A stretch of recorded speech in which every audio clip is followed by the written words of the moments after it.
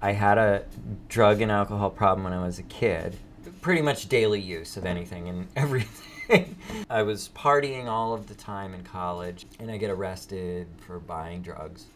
So my first rehab was High Watch Farm in Connecticut. I stayed there for a few weeks, and I had never used a needle before then. And they told me constantly while I was there, you're not done yet, and you're going to start using the needle soon. And I was always like, no, that's always something, that I said I wouldn't do. Mm-hmm. And I had used, like I said, I'd used heroin nasally on and off for 3 years up to that point. Within a week of leaving that place, I was like, screw it, I'll shoot up. That was when, the real, where I became the real junkie stereotype, I guess, is after rehab. That was when I started to steal from my parents, and to shoplift and pawn my stuff. I spent a little time in jail. Bad things were happening, and so, I wanted some kind of solution. And any of the rehabs and programs that I went to, which were teaching me all of this stuff, it was insisted that I got to believe in God or a higher power, but I didn't see a difference between the two in any way. And I would try, and I would be like, I can't just turn this on.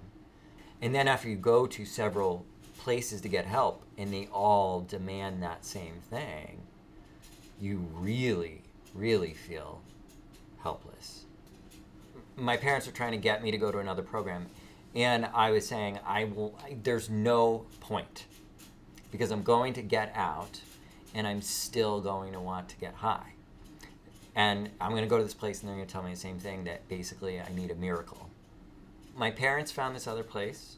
It was called St. Jude Retreats, and they promised that it was extremely different from 12-step programs. Most everybody, probably 90% of the people that went there had been through a whole bunch of rehabs and had spent years in 12-step programs. And this was the ambulance at the bottom of the cliff that was catching all of those people.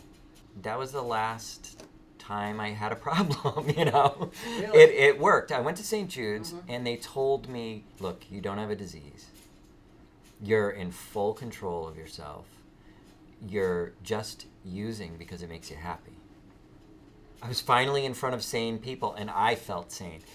It was validating. I felt like, yes, thank you. Oh my God. I believed this at first. I was resisting this disease idea and stuff, but got to believe. And now I see other professionals that tell me, no, you don't have to believe. You don't have to believe that. And that was the last that I had a drug problem, It was done. What I don't like about 12-step programs is they teach people to be helpless and weak. The setup of AA goes really against the grain of proven psychology, where the self-talk that you learn from 12-step programs and rehabs, it destroys you, and it makes you incapable of stopping. And it's shown again and again. The people who tell themselves that they are not in control, that is the kind of self-talk that really characterizes depression. People who tell themselves that they are in control of things and that they can change do not end up depressed. And the group approach to these kind of problems encourages people not to move on with their lives, to see themselves as perpetually broken and weak and troubled. It's the exact opposite of what you would want to do if you looked at existing psychological research. There are people in AA that, I have good friends that are in AA that are wonderful people. So when I criticize the program of AA, I'm not talking about them. I'm not talking about the good, kind, genuine people that are there. But as a program and as a whole, there's nothing I like about it. It's bad. And, I wanted to help people. I felt like that I was hurt by what was out there, and I felt like that what St. Jude's was doing was so good. I wanted to be part of that. I was definitely religiously devoted to that idea. So.